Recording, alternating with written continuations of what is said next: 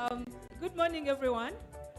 I'd like to draw your attention to the next session for the launch of the State of Internet Freedom in Africa 2017. So please take your seats. And I would like to invite our panelists. Please come and take your seats.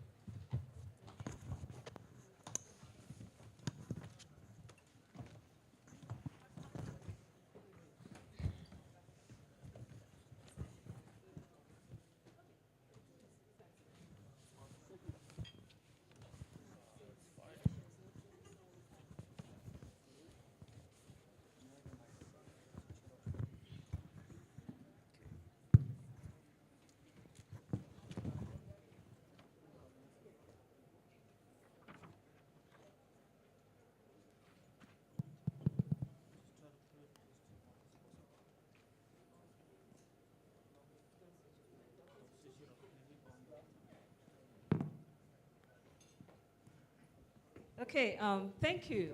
Good morning once again. My name's Naro Galilian. I work with CIPESA. And I think this is the highlight of the event, that we always look forward to the launch of the State of Internet Freedom in Africa. So this year we are focusing on intermediaries' role in advancing internet freedom, challenges and prospects. We have a two-page summary just outside, and the report, the full report is currently available online. So we do apologize for not having a full printed copy, but you can access the full report online. So first, I would like to introduce our panelists. From my extreme right is Victor Kafio. He has spearheaded the research, this year's research. So Victor, welcome.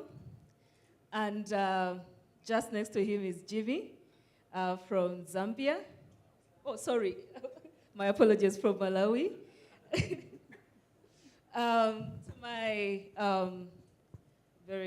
the lady next to me, the beautiful lady, Kesha from Botswana, myself and Natasha from Zambia. Okay, we are in Africa, so we are all Africans, my apologies. Just to give a brief background about the focuses of these reports.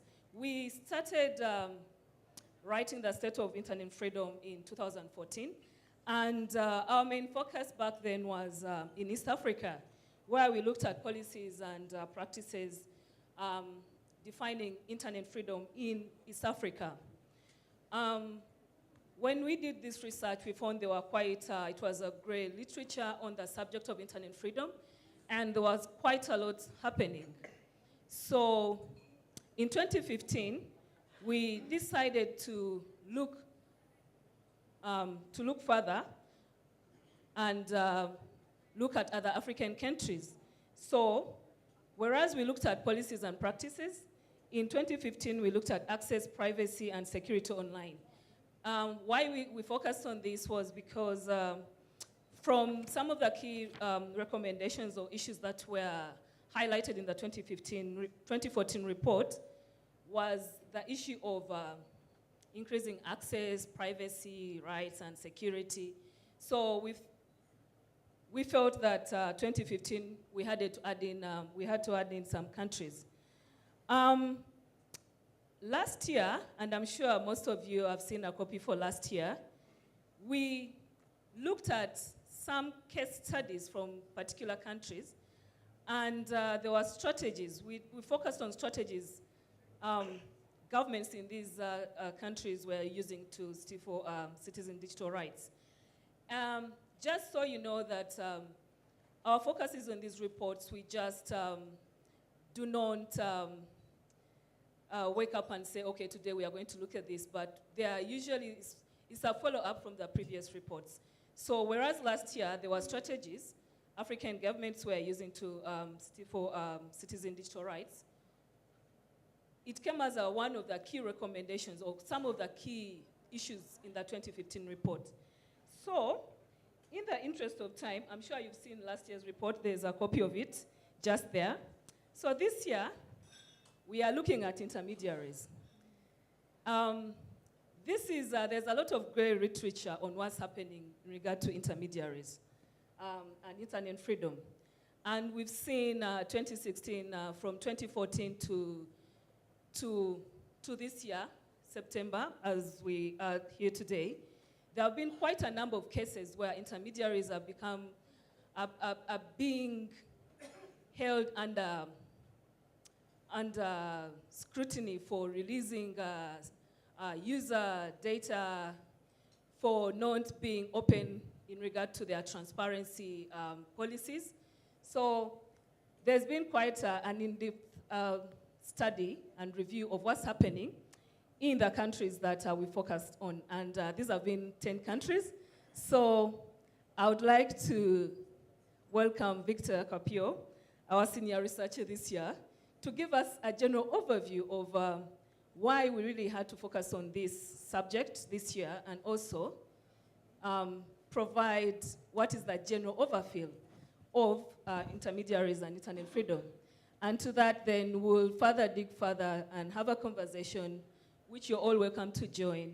To our researchers, they are all not here. We did 10 countries, but the researchers here with me today will be able to give us a bit of insight and in-depth insight into the current state of intermediaries and internet freedom in their country. So, Capio, you have the floor. Thanks.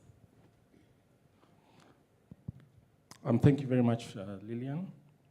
So the study focused on what are some of the legal and institutional and organizational practices of intermediaries.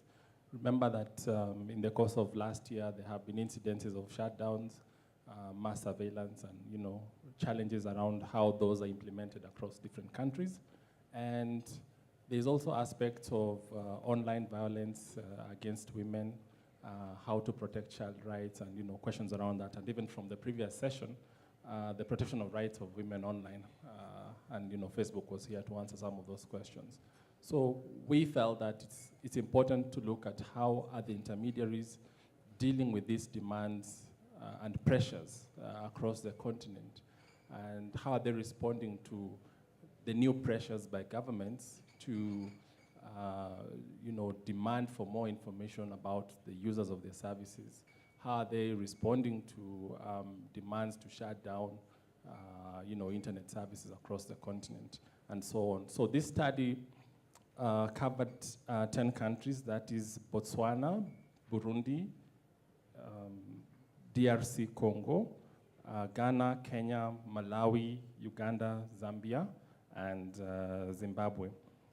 One of the other things that we wanted to establish was we have literature on how intermediaries are operating in other jurisdictions, but it wasn't understood how intermediaries within the continent. We have ISPs, we have web discussion forums, and mobile network operators who are collecting user information every day, who are interacting and providing internet services to individuals across on a daily basis to many people to access the internet. So we wanted to see how is this relationship within the continent. Are we matching up to what others are doing in terms of best practice, or are we, going back in terms of standards? So basically it was just how do our countries compare against themselves so that they can be able to benchmark, and also how they're comparing to other countries. One of the other things that we did realize was the importance of the political environment within our countries. One of the things that did come out was that our countries, the political environment determines a lot how internet freedom is realized in different countries, because many governments have realized that there's a new space online that people are organizing. There's also a new space where they can have access to all the information about all the people who are organizing. And the challenge that is there is that sometimes they do not understand how to get the individual, so it becomes easier to get everyone. So by shutting down the internet, for example, because you wanted to stop a protest, you end up having much more wide-scale effects, such as what we saw in Cameroon, for example. So some of the other common findings that we are seeing in the countries is that the responses by states to deal with political and other activists in the country has now resorted to using old legal provisions that are now being used to curtail internet freedoms within those countries. The other bit is that there is not so much regulation on the online space. So a number of countries are coming up with new regulations to deal with some of the, what they are saying is offensive speech or hate speech and fake news. This is emerging within the continent, and countries are struggling with how to manage fake news online because of the nature of the internet and how fast news can spread. And we've seen different conflicts across the continent and how fake news has been able to either have exaggeration of situations across different countries and so on. The other bit that we felt was important to highlight is that even as countries are trying to deal with some of these emerging challenges, they are also introducing new restrictions in the new laws that are coming up. So over and above just to deal with the crime itself, they're also dealing with dissents by introducing laws that are punishing and very punitive provisions. The other thing that is important to mention is the introduction of the requirements for intermediaries to conduct surveillance on their users, including installation of technical means, either software within their systems or platforms or windows where law enforcement agencies can access user information, sometimes even without following the lawful procedures. And then the other bit is the accountability of intermediaries. It is not so many intermediaries in the continent are accountable about how they share user information or who do they disclose it to. And that is something of concern because we know that governments are accessing this information because the legal provisions require intermediaries to conduct interception of communication. But in some cases, the intermediaries are gagged from sharing or disclosing in their transparency reports. In other cases, they just don't prepare the transparency reports out of their own policies or fears about disclosing this information.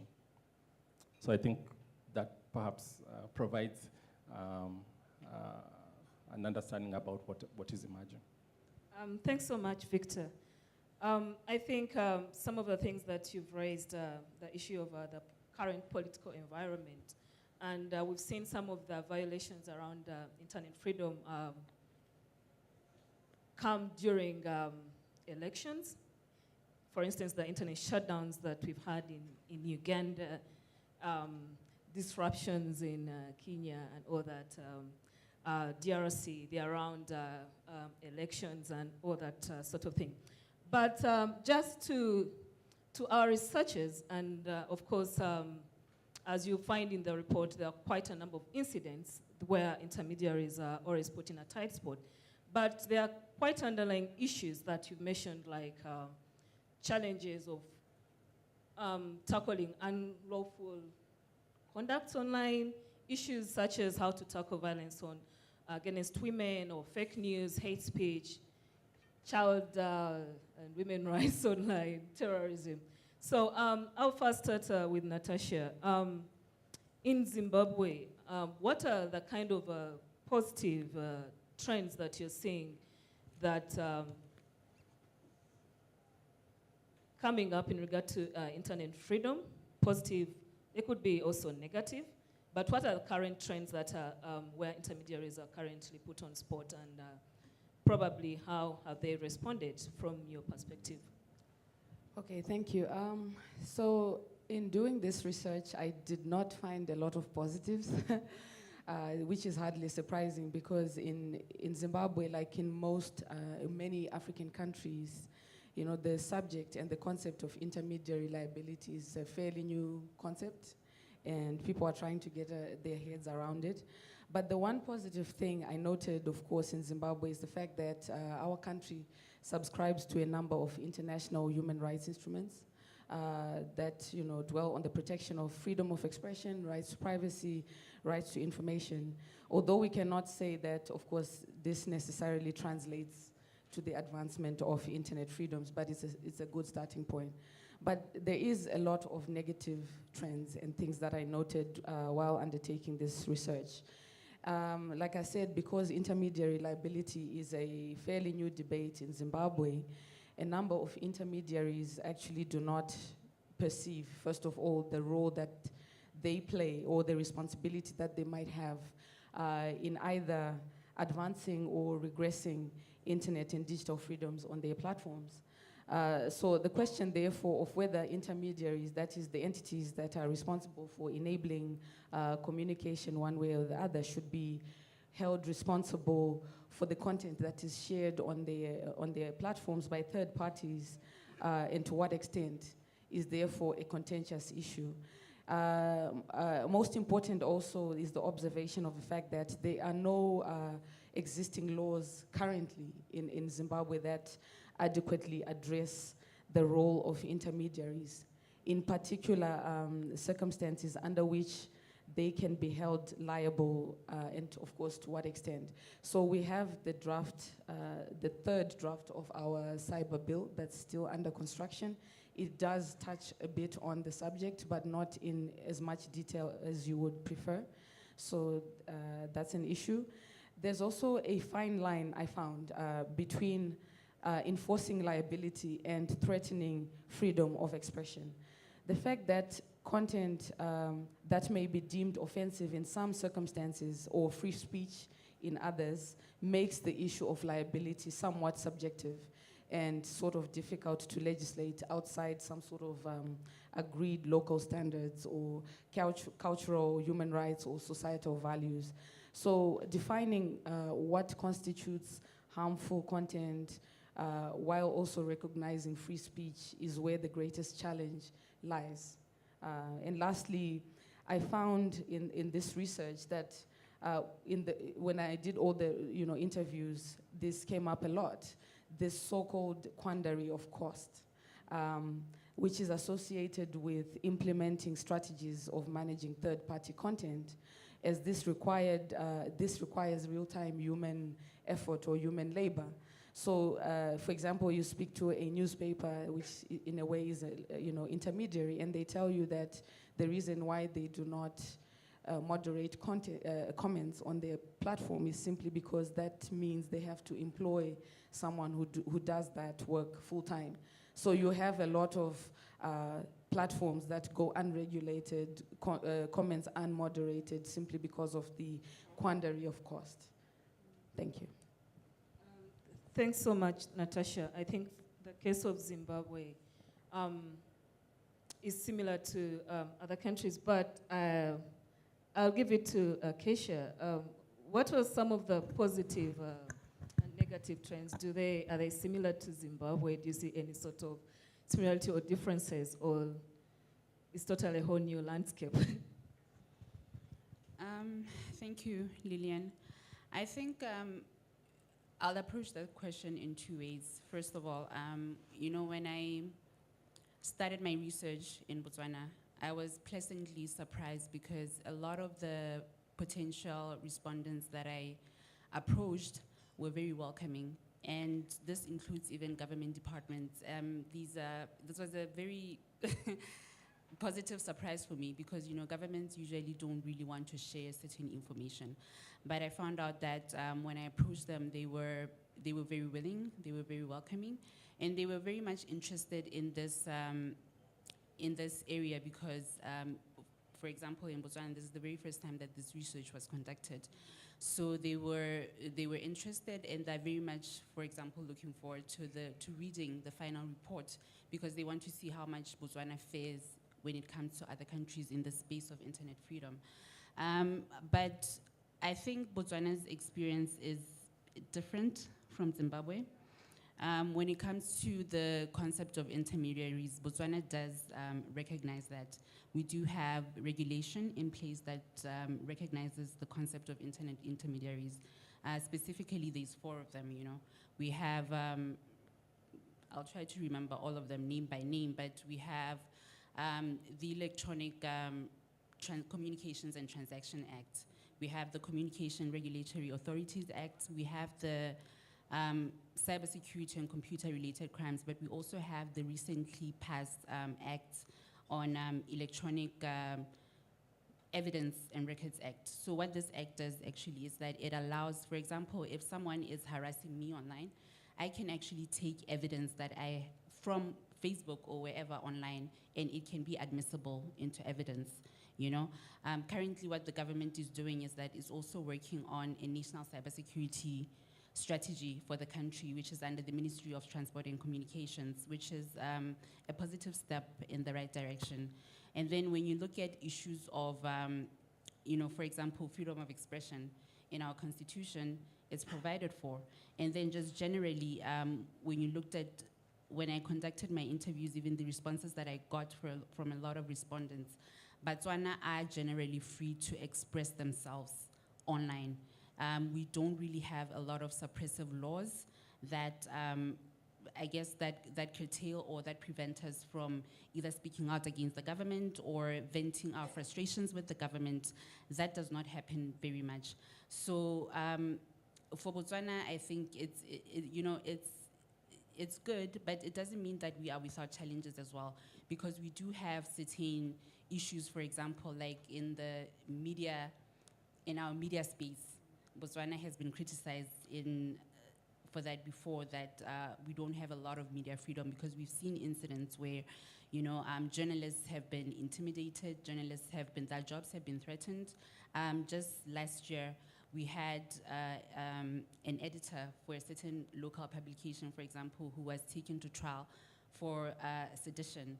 You know, we've seen incidents where security services have actually raided local media houses for certain stories that are published on the publications. So there are those things. I mean, there's a growing suspicion in Botswana that there is surveillance, but those reports have not been adequately verified. But the mood is there in the country that it happens, and it's instigated by, for example, your Directorate of Intelligence Services. But I think generally, honestly, in terms of our ability to express ourselves online, we don't really have a lot of restrictions based on law or policy. We can do that.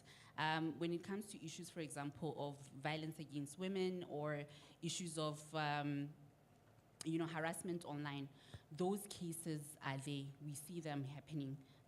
We have examples of them happening.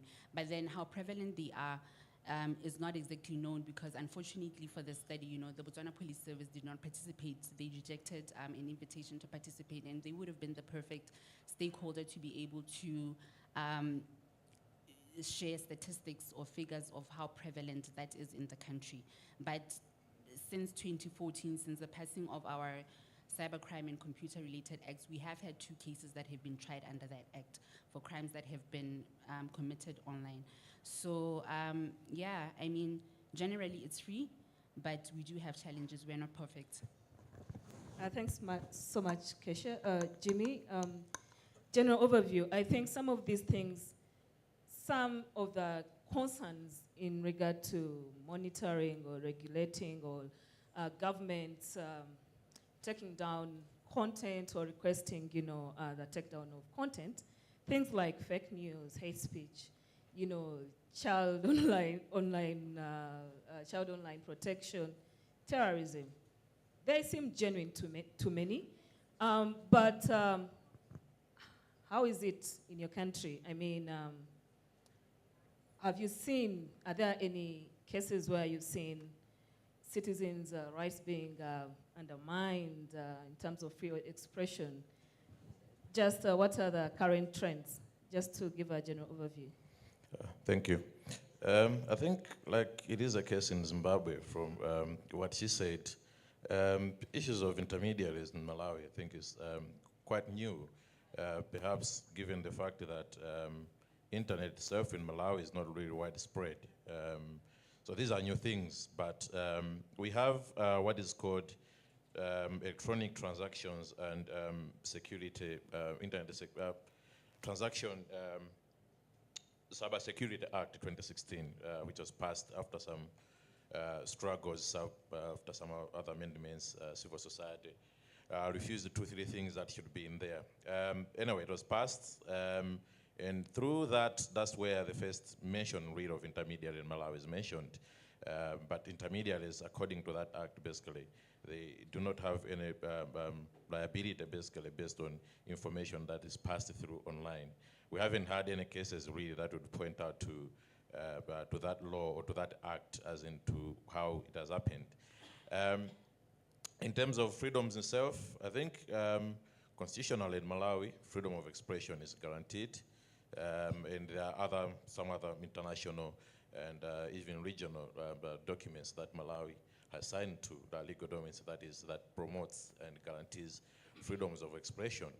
But going online itself, generally, I would say internet in Malawi is free. But having said that, there was a case in 2016, I think February 2016, in which 3 opposition members of parliament were arrested for a WhatsApp conversation that they were having. They were arrested, charged with treason.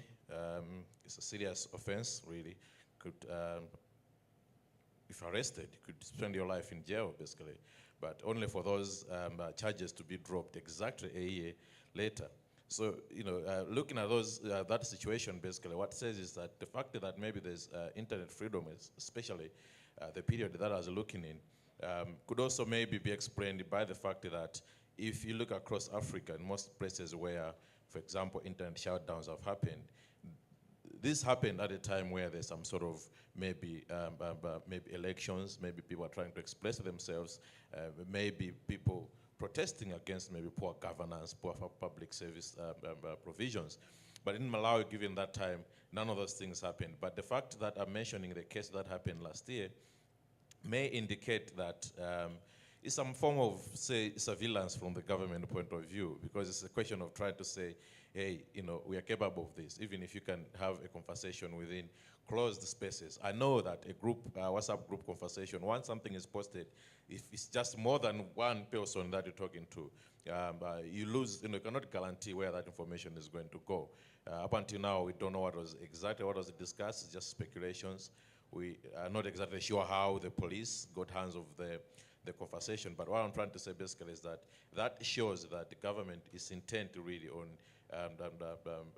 monitoring or telling people, basically sending out the message that we are capable of monitoring what is happening. But the issue of intermediaries, we'll see how that works out, because as the Transaction Act itself says that intermediaries do not have any liability, but it has some sort of cynical articles within it. So, for example, if you are an online editor or a blogger, whatever, through that act, you are supposed to provide all the information online. So, for example, your phone numbers, your address, and stuff, private information, basically. And these are sort of issues that necessarily nobody has ever have to live up to. But I'm a blogger myself. I know if, say, for example, governments want to, they can easily revoke that, because as a person, I'm not going to have my address, my phone number, and what have you online. I'm not going to do that. So these are basically some sort of traps, if I may use that term, that have been set within that act. Thank you. Thank you so much, Jimmy. I'm going to put Capio on the spot, because I think when it comes to the case of addressing some of these issues, Kenya has always been on the spotlight, and I think sometime this year there was an issue of addressing fake news, and I think just about last month there was also something about similar cases in Malawi, arresting some WhatsApp group administrator. So just to give, I'm not so sure if people are had a chance to go to the full report online. Just give us, a snapshot of what's really happening in Kenya. Thank you, Lillian, once again. In Kenya, there are a couple of things. There's, first of all, the country is just coming hot on the heels of an election in August 2017, and we are due for another one again next month on the 26th, following the court's ruling overturning the election. And in the run-up to the election, a number of Kenyans were very active on social media, on Facebook, WhatsApp, and on Twitter. And a number of things. There was fake news being propagated by different parties. There's also misinformation and what some people call disinformation. Fake sites being created by different parties. Conversations on WhatsApp groups and Facebook groups that were inflammatory in some cases or amounting to incitement. And the government became very concerned because in 2007, when the country went into violence, part of what was contributing was a lot of this information that was spreading like wildfire, and nobody could control it. And there was a debate as to whether the government should shut down the internet during the election period, and that also caused concern.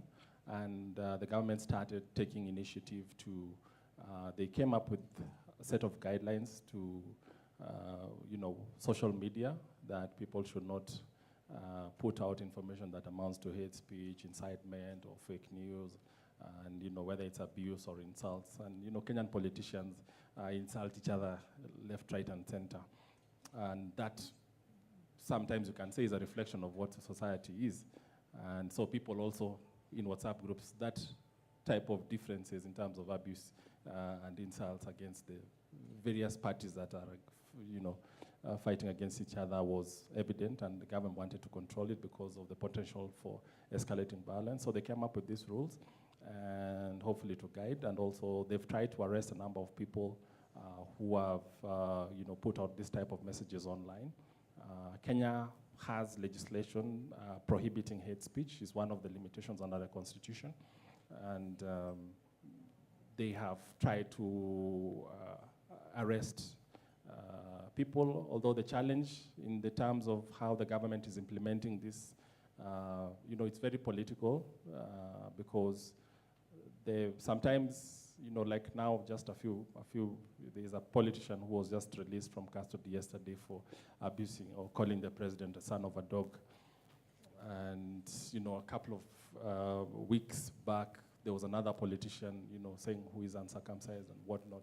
So they keep having this. And so the agency that regulates this is the National Cohesion and Integration Commission, which is meant to focus on cohesion and integration, but has let his responsibility be only fighting hate speech, so he's seen as a hate speech police, as opposed to bridging the gap and putting people together. The other bit that we are seeing is a lot of also self-censorship online because of now the ability of government to track and arrest people, including some people, WhatsApp admin. There was a running joke when they started cracking down on WhatsApp groups that you'll just need to get the number of the chairman of the agency and put it in the same WhatsApp group. So, all of you will be liable as, party to that conversation because people are concerned about how government is getting information about people in groups. But more importantly is the information that they are collecting from service providers. There is information that, the law enforcement agencies have a window within one of or some of the network operators where they can get private information and track you, including getting your location and things like that. Ideally, when it's used to fight crime is fine, but when it's used to track specific individuals for political purposes, then it becomes problematic. Just last week, I think, there was an article in the newspaper after the court decision overturning the results, and there was a newspaper article saying that there was an individual who brought a petition against the Supreme Court judge, claiming that they had information from call data records indicating which location that judge was and why he was meeting members of the opposition. And it raises fundamental questions as to how call data records of a Supreme Court judge could land in the hands of an individual, other than through the legal process that would require court orders to be obtained from the judiciary, and lawful process. There must have been a crime that has been committed or that is being investigated. So how an individual could just get that information has raised some doubt, and of course the judge is suing them, so it's going to be interesting to see how that is coming out. The other bit is just interest in coming up with new regulations, and also using the old ones to attack bloggers. But there has been a lot of pushback by civil society. There are a number of cases by Article 19 and other civil society organizations that have led to the declaring of certain legal provisions, such as on criminal defamation and constitutional. And there was another famous provision that was used to attack bloggers on misuse of telecommunication system, where if you post anything that is annoying or abusive online, then you can be sued. So some of those are some of the things that we are seeing.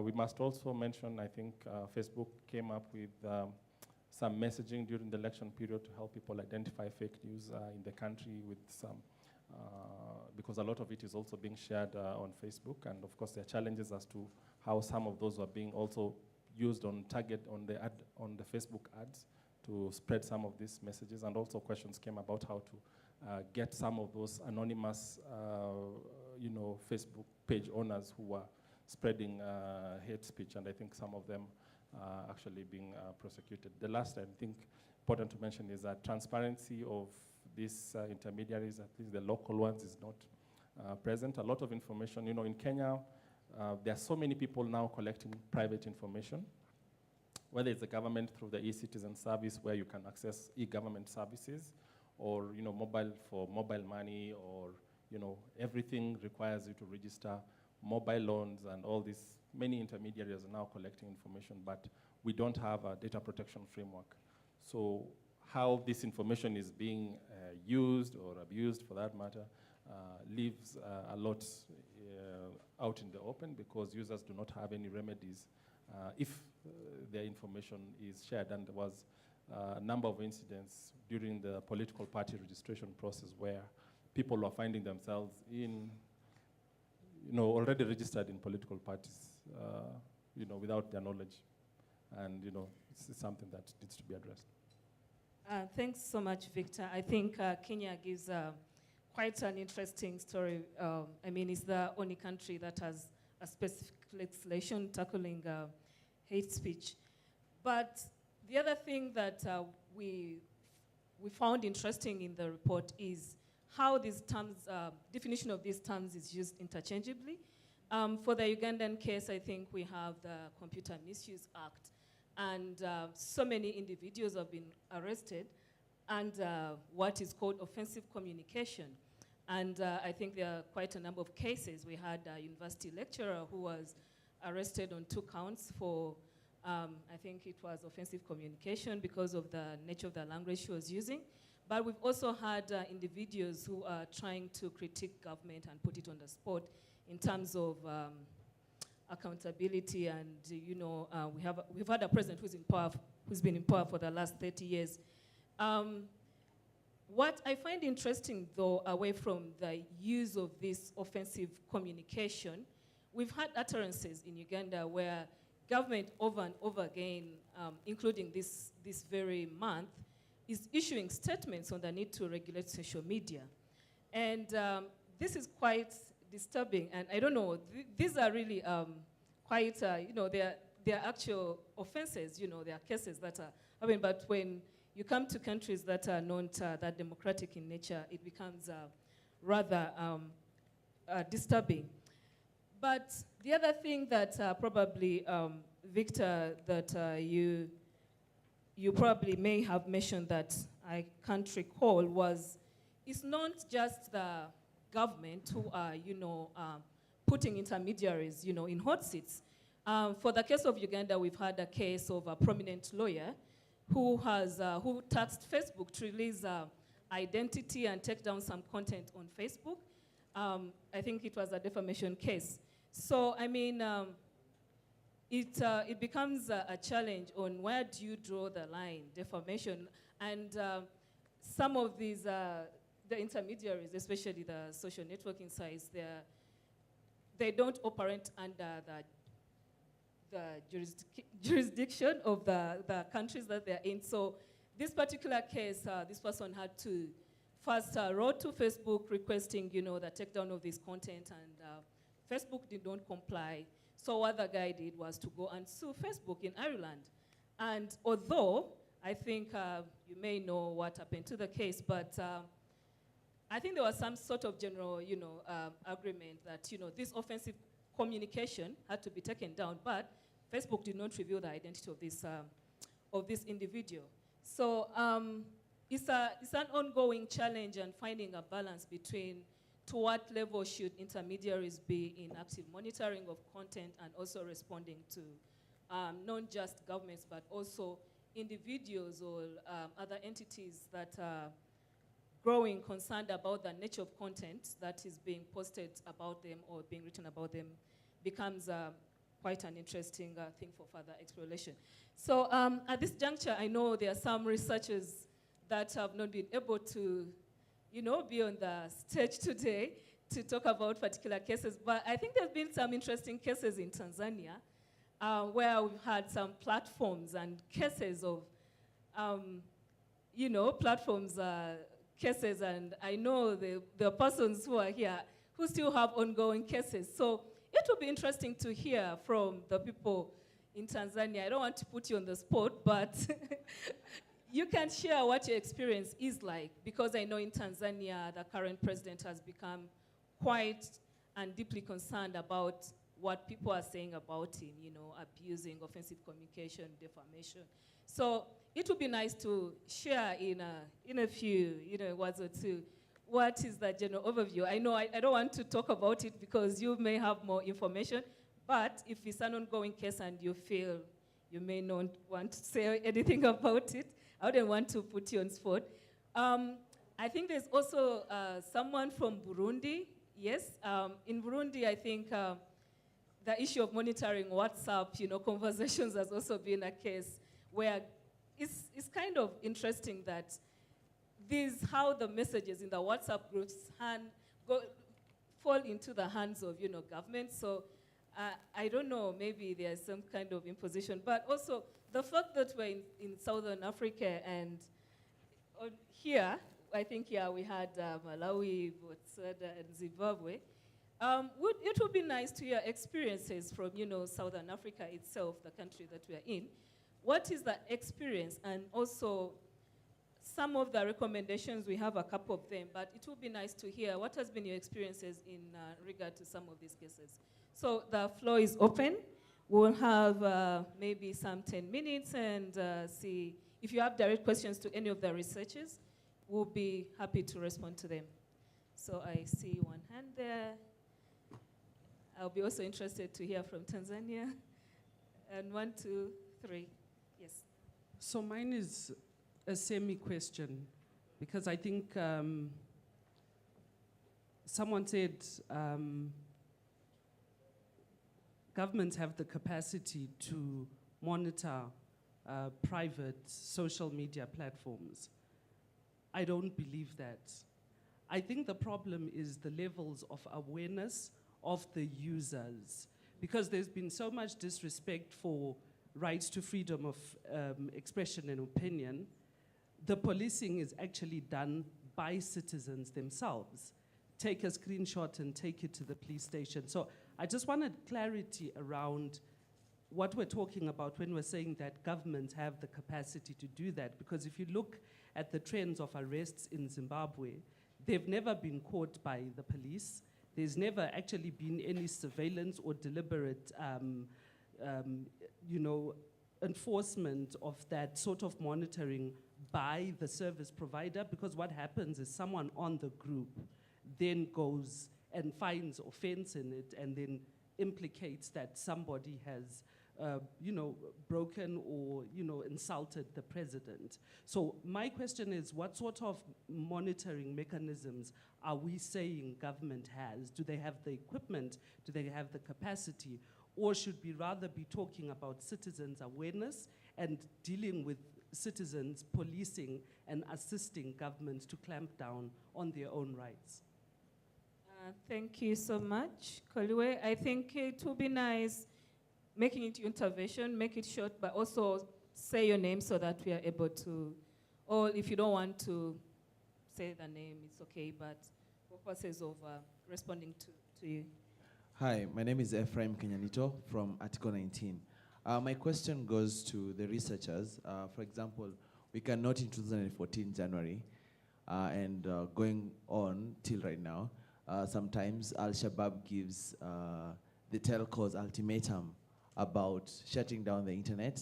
2014 they shut down, they gave them a 15-day ultimatum. So my question goes, do they notice, have the researchers noticed that kind of pattern with not state players, but non-state players? For example, places where there's conflict, DRC, some of the factions, or Burundi, are the non-state players involved in these conflicts putting pressure on intermediaries on how to do their work, as the case in Somalia, 2014, the whole of January, for example, and going forward, what has been the response? For example, in Somalia, the government stood for the rights for the citizens, and yeah, thank you. Thanks, Ephraim. We'll take two more and respond. Hi, my name is Carol from Tanzania, and I would just like to respond to the first lady who asked if the governments have the capacity to control. So in Tanzania, I'll tell you that that's what the government is trying to do. We have been presented with online provisions act that is supposed to be included in the electronic and postal communications. And I had mentioned this in a panel yesterday, that some of the things that we're being told now not to do, and Max will add on this, we're being told now we cannot post, or online content providers shall not publish indecent content, hate speech, explicit sex act, content that portrays sadistic practices, content that causes annoyance, threatens harm or evil, encourages or incites crime, or leads to public disorder, content that may threaten national security or public health. So in reality, what if these provisions actually pass, you might actually not be able to hear from some of us ever on social media. But then my question is, how do we counteract that? Because there is a debate right now that is ongoing. Fortunately, they had allocated 1 day. Fortunately, yesterday they gave us 7 more days. So we're actually looking forward to going back home and giving our contribution. But then how do you contest something that is imposed on you by such an authoritarian government, and please do not quote me, and still remain safe? Thank you, Max, and then I think we'll do a round of response. Okay, I'm Maxence Melo from Tanzania. Probably I should say I'm a victim of these laws, policies, and I'm one of the researchers. From my experience, I have 3 court cases as we speak, but from my experiences, even traditional media is a big threat to the new media. So there is more cases coming on me, I think about 5. And one of the cases is has been lodged to the police by one of the media owners in Tanzania. They see the internet as a threat, and they would like the internet growth to go down. So if we are discussing, we should know that the enemy may not be only the governments, but even the policies that we are having at the moment, they are sometimes influenced by some business people who would like to protect their own corrupt moves or such stuff. So I recommend that partnership is a big deal for us who are online users. And yesterday we had a discussion on how these kind of regulations may happen in Tanzania. It may very soon happen in Malawi. It may happen in Nigeria. And there is a copy and paste kind of trend. And we should keep on shouting at the internet community to protect their space. Thank you so much, Max. I don't know, Victor or Jimmy, you want to go first? Yeah. I just want to clarify, Koriwe.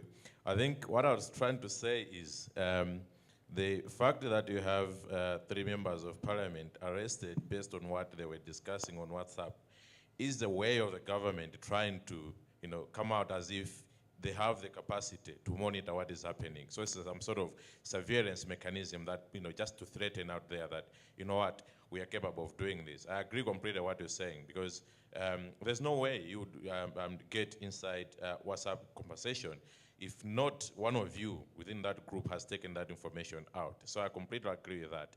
And I think the lady from Tanzania there, same issue. I think the issue was monitoring and not necessarily control. When it comes to control and monitoring, there are different things. Control, you can easily use like legal procedures, or sometimes even getting those service providers to sign on to certain legal understanding before you can provide licenses to them, meaning operation licenses. So I think we need to differentiate that as well, that there's differentiation. And just to agree with the brother there that what I noticed as well doing this research is that looking at other legal instruments across, especially Southern Africa, what I've noticed is that there's a lot of similarities, even in this act I'm mentioning in Malawi. Somebody was saying, just over the tea break there, a friend from Malawi, that it was actually funny when you looked at the initial draft of the act, that you could see that there's a copy and paste more or less from other countries. So you could have typing mistakes, like where they're supposed to be Malawi, you find there's Zambia there. So, telling you that they're just copying from somewhere. So yes, there is this, what is called benchmarking in Africa. What happens in one place, appears in other places as well. We know what happened with the third terms and whatever is happening around. Thank you. Thanks, Jimmy. I think the issue whether government has the capacity to monitor citizens' communications online, I think we've highlighted some of these issues also in the report. There have been interesting cases where we've been reading that, government is procuring XY software to do ABC. Whereas we know, honestly, this requires a lot of, money to do that. Just in Uganda, earlier this month, we have one of the most contested legislation, the Anti-Pornography Act. And this particular act requires government to procure anti-pornography monitoring software and force ISPs to install it on their communications, on their devices. And I think, Capio, you may correct me, but I think when we try to talk to some of the service providers in regard to that act and the installation of the so-called anti-pornography monitoring software, they didn't want to, they didn't want to participate in the study. They don't want to comment on that. And this is not something that we're just seeing now, because when this whole anti-pornography law came into play, there was quite of advocacy. It wasn't necessary from women rights groups, from other human rights defender groups, but still government went ahead and had this law passed. And right now, an pornography committee has been set up, and 2 billion Ugandan shillings, I don't know how much that is in dollars, probably around 200,000 or 500,000 US dollars, has been allocated to this particular, committee to enforce the law. So, whereas the capacity technically may not be there, but it's getting there. Why it's not there, we are seeing this intimidation towards the intermediaries. Like, say, I also go into the question of Ephraim, you raised whether how non-state players are getting into, intermediary liability or trying to, force these people to be able to respond to whatever requests. The issue of the Fred Muema who sued Facebook, and it was about defamation and this sort of case. So we are seeing this trend is going there. So what we are calling on in our report is, one, what should be the role of intermediaries? I think Victor shared something that the level of user awareness is not equivalent, or the level of transparency is not equivalent. Where, for instance, MTN, which is one of the leading telecommunications companies on the continent, on their website, mtn.com, you find terms and conditions clearly stated on their website. You come to say, for instance, MTN Uganda, you look for those terms and conditions online, you will not find them. Just that issue of just trying to be transparent and making sure these policies, these standards, these terms of services are available to the users is something that we are calling on intermediaries to do. And also, where, for instance, we saw Facebook responding to the issue of fake news during the elections last month, how are other companies like Twitter responding to these issues? Because we know how Twitter has become so viral. You make one tweet, and once it goes, you can't even delete a tweet. Oh, you can delete a tweet, but you cannot, go back to edit it. So this is, by the time you think of deleting it, it has already gone. If it's fake news, it has already, it has already gone. Someone else has tweeted it, and it has disappeared. You're no longer in control of it. So these are some of the things we are trying to address. It's not a one-time approach that we are saying, okay, yeah, we are done with intermediaries and internet freedom. This is what we want them to do. But I think it's an ongoing conversation that this report is supposed to spark that sort of discussion and see how we can, address this big elephant in the room. But I think I'm talking too much, so I would like to find out if any of the researchers would like to respond to. I think there's the issue of how to counter bad legislation. I think the lady from Tanzania mentioned that, and probably, I don't know if someone wants to respond to the issue of the Somalia, intermediaries and the issue of Somalia. But I don't know, I need to be corrected if someone from Somalia is here. I think there was a point that they did not respond to that request. They did not really switch off the internet. But I need some bit of clarification if there's someone in the audience who can give that. So, Victor, do you want to say one or two? Let me just say very briefly about, I think, the issue of monitoring of the WhatsApp. What is also important to note is that there's mandatory SIM registration across all these countries. And, WhatsApp, you use your mobile number.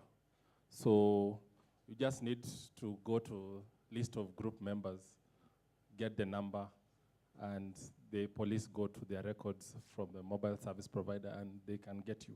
So even if there's individual group members who are monitoring on behalf of the government, then it's very easy to track the person who was saying A, B, or C. And that is why, for example, in Kenya, there was this running joke that, make the NCIC, the, boss also in the WhatsApp group, so that we are all jointly and severally liable for whatever conversation happens on the group. On the question of terrorism, what we've seen is the use of terrorism legislation to censor speech. For example, in Uganda, we had the case of a journalist, Joy Doreen Bira, who was arrested for taking pictures of an ongoing operation. And she's been charged with supporting and aiding and abetting terrorism, and yet she was reporting as a journalist. In some other, I think in Zimbabwe or some other countries, where people have been labeled as cyber terrorists Yeah. So we are finding that terrorism legislation is now being used in other ways because once you are branded a terrorist in Kenya, we had, I think, one of the civil society organizations labeled as a terrorist supporting organization because they are very vocal about human rights abuses online of terror suspects.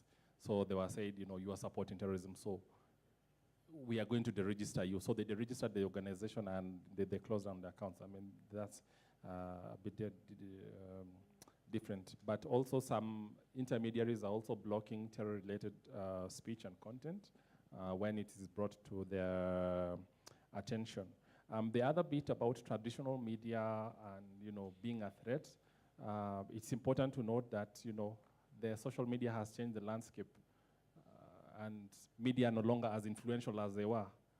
And for business, perhaps needs, they need people to keep buying newspapers. And yet now, when I want news, I don't go to Nation Media Group. I go to Twitter and check, what is trending, and I get my news. So perhaps there's some bit that the mainstream media is feeling that their role and influence is becoming more diminished, and they need to get back onto that space. And we're seeing a lot of mainstream media getting onto WhatsApp, getting onto Facebook, getting onto YouTube, and pushing out their content so that they can sort of try and gain back that relevance. But the bad practices in terms of whether they are supporting some of these initiatives by government is also an issue. And also, even on their platforms, some of them, we had, I think in the case of Burundi, one of the online forums, news forums, which used to have a comment section. It was shut down because the government was concerned about the type of comments that were being posted. And they shut down the site for, I think, 30 days in protest, but that is Waku. And when they put it back, they had to introduce new policies and terms and conditions that, if you have to post, then you have to make sure that your speech does not violate, A, B, C, and D. And we are seeing a lot of this moderation of comments also on other websites. Thanks, Kapio. I think the other thing now that you mentioned the issue of SIM card registration, which is a mandatory in all countries. What we've seen, what's happening right now, for instance, in Uganda, SIM card registration is being tied to, national ID registration. And I think we've had cases where if you don't have a national ID, then right now in Uganda, if you're Ugandan and you don't have a national ID number, you cannot have a SIM card. And I think in other countries that we looked at is only Ghana with a data protection law. Yes? You don't have a data protection law. Yes. So, I mean, this is a challenge where you have, I'll talk about Uganda because I'm from Uganda and the situation is quite disturbing. You're having so many of these bodies that are collecting information for the issue of having a national ID. There's no system integration, like, we have one body that is collecting data. So you have the telecoms collecting data, but we don't have a data protection law. I think we introduced a bill in 2015, and it was tabled in Parliament, and it just, I don't know, it's still lying somewhere in Parliament because we had to go into elections and have all new members of Parliament. So that is no longer an issue. So right now, I think if we are saying that government has capacity of monitoring citizens, yes, we can say so, rightfully say so. And where we have the issue of free Wi-Fi that is being provided by government, and one of the requirements is for you to fill in your details, your SIM card number, your email address. All this is information that, can keep government track of what you're doing, because SIM card registration and having a national ID, you have to have a local area, whatever, later, they can just track you just right to where you're staying. So I think the capacity is there in terms of, the tactics, the strategies. And if you look at the 2016 report that we did, those strategies and tactics are there. We've tried to highlight some of these in this report, in the report we are launching today, but there's the capacity to do that. And I think it is growing. It is growing in terms that they are now getting money and investing in the technology. So, you wanted to respond? No? I actually just wanted to, chip in my 2 cents on the issue of mechanisms, but I'm just going to step out of Botswana because, we haven't really had situations where the government has gone to intermediaries and asked them to shut down the internet. We haven't had that. But I'm going to use my lived-in experience in Ethiopia. Even though it's not one of the countries that were researched for this particular report, but if you have, a government that has complete monopoly, for example, over all like one telecommunications company that provides all sorts of communication, internet and telecommunications otherwise, you have all the information of all the people that get access to that. So if you wake up tomorrow and decide you want to shut down the internet because a national exam has leaked or because there's a protest or what, you don't really have to jump over a lot of legal routes or some negotiations with different companies because you own the entity. It's yours and you already have the information. And if you even want to, track, I guess, some dissidents who are using the online content, who are using online or Facebook or whatever to either speak out against the government or do some activism, it's very easy for you to do that because you already have that information. All that details is with you. So I just wanted to, comment on that. Thanks, Keshe, for that. And I think we highlighted that some of these governments have huge ownership in the telecommunications companies. So, the telecom companies work within the law, and if the law is limiting, so there are no other options. But probably in the interest of time, we would like to wrap up. And in wrapping up, I think if you have this one pager, in this report, we've highlighted quite a number of recommendations to different players. One for the general public is just to be involved, be involved, know what certain legislation says, what's going around, how do you report certain issues. If it's fake news and you really know it's fake news, just don't, share it. I think yesterday I saw a tweet, I don't know whether it came from a panel, that, lying is, right to expression, but I wouldn't think that knowingly sharing something is a lie, is fake, is false information, should be something that one should be able to, you should just share for the sake of, free expression. That's my personal view. So, so for the academia, I think we've recommended, research. I know there are quite a number of academia to have more informed research for advocacy, to feed into the advocacy efforts of several stakeholders like the civil society. But for the intermediaries, who are the main focus of this report, there's quite a number of things that are happening. And I think we released, when I say we, CIPESA had a policy paper that was released earlier last month, where we had an analysis of the different, transparency reports of how different intermediaries are, responding to government requests to access user data. So there's that. We need more transparency from all these service providers.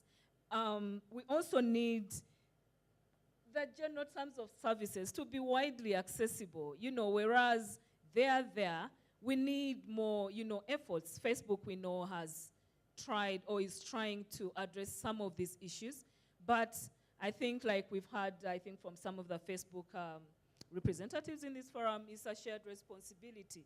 So we need everyone from, Facebook, Twitter, Google, all the like to be involved. And also, to also improve measures of improving, complaints handling. I know they are known, I think their policies, they are known to be supposed to be physically monitoring what people are using, but, if someone reports or flags certain content, I think how this content is addressed, these are things that we are calling on intermediaries to be much more open about and transparent about. So I think with those few words, I would like to thank our researchers for doing quite a wonderful job in getting us the information. Those who are here, those who are in the audience, and those who are not able to join us here physically at this forum, thank you for helping us in getting information that is not, something that is readily available and is not something that people are aware about. So having this conversation and having this information can further inform further research into what the role of intermediaries should be, but also in terms of creating user awareness about how we should address some of these issues that are emerging. Thank you very much. And to Kapio, thank you for, for heading that team and, making these reports have the right bits and pieces in place. Thank you very much. And thank you to the audience for, being able to come. This, like I said in the beginning, this is the highlight of this event where we launch a new report and, spark conversation around that. Please feel free to go to the website and have a general look at what is happening in that area. And of course, we are always open to comments on what new issues should be the focus, on what you would like us to focus on, and also improve what we've reported on. And with those few words, thank you, and look forward to engaging with you for the remaining few hours. Thanks.